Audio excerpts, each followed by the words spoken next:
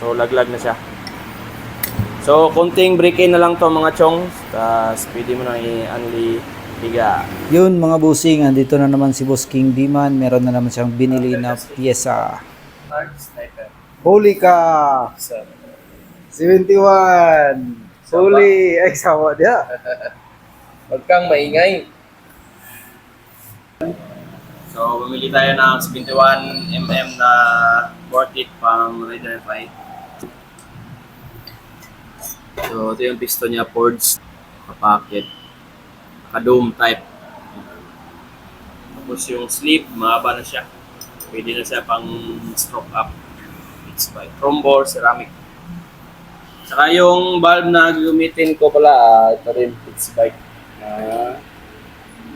23, 26. Tapos ang heta ni King, pabig Ano lang, stock head, tapos pa-big valve namin sa machine shop. Yan, so kasama namin yung gumagawa. Shoutout nga pala sa iyo, George Ronleta, sa yung saka si Akugawa, yung mga machiner natin, saka Binjo Works, yun. Saka si Saysay. ay kasama ng Valve seal. Yan, valve seal, dual ring. So, 26 intake, saka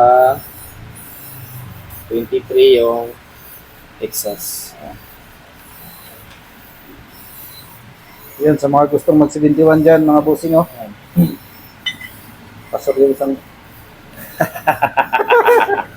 Pasok yung buong kamay.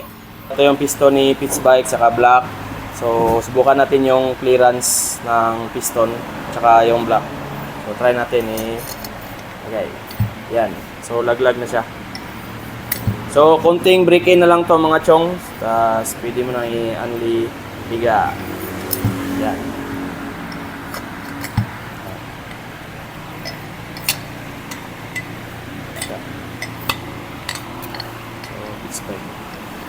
Saka yung valve, ito 23, 26. Yan yung gagamitin natin sa 71mm. Pitts Bike.